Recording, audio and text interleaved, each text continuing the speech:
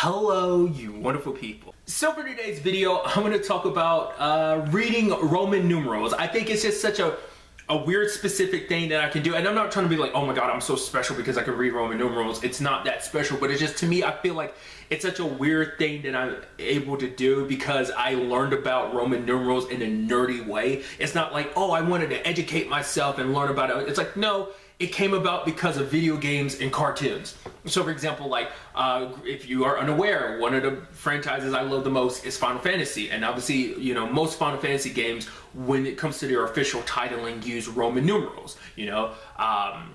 Obviously, like, a lot of times people just tend to write them out because I think it's simpler. I mean, it kind of probably takes just as much time in either regard, but still. But another lane, and I think I've talked about this before, of how I learned how to read Roman numerals, especially bigger numbers, because obviously where Final Fantasy stands, it's currently only up to 15, is Samurai Jack. If you're familiar, it was a cartoon on Cartoon Network in the earlier 2000s. It actually came back a little while back.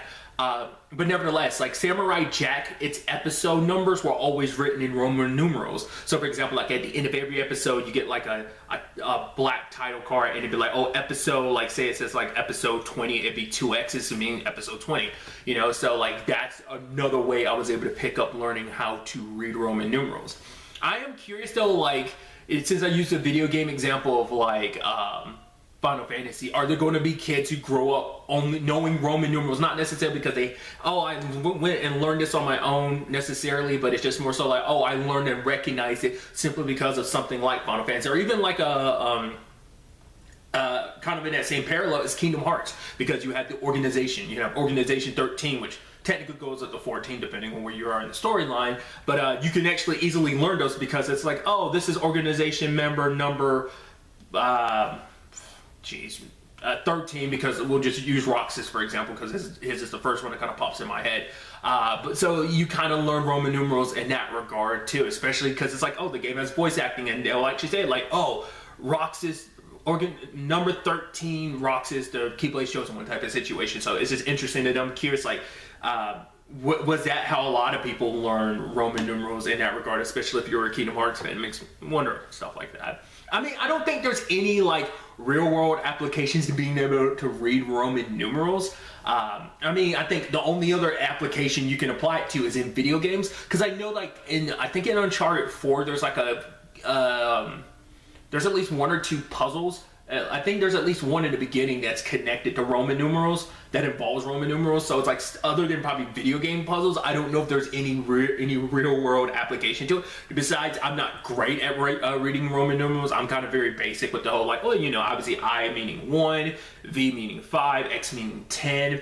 I want to say like, wasn't it L means 50 and C means 100? I always get those flipped because I think C means 100 just because of the whole century situation, and then like M is 1,000, like as in a millennium. Just looked it up just to confirm whether or not I was correct. I like to say because that L and C's always got mixed up in my head for a reason, whatever reason. But I also just looked it up and learned that D equals 500. Okay, but then you also get in that weird territory where you take numbers like 4 and 9, where it's kind of like, you know, you have to put like for 4 you have to do IV, because it's supposed to be like, oh, V represents 5 and I represents the number before 5, so making it 4. And the same thing in the case of 9, it's like it's X, which means 10, and then 1 before 10 is 9. Like, it's a weird system. Maybe there's a logical reason behind it, but I always thought that was like such a weird way to go about that, but it is what it is. I would assume that would kind of apply to like 40 as well. Like, I would assume 40 isn't like 4 X's. I'd assume it's an I before an L. Actually, I just looked it up. It's an X in front of an L, which well, makes sense in the grand scheme of things. If L is 50, like, you know, the X would be like, oh, the 10 number mark before 50, but still, regardless. So obviously I'm still learning. Other than that, was there really any other point to this video? Not really. It was just something I was like, hey, I've never really talked about this in a video, so why not put it in a video?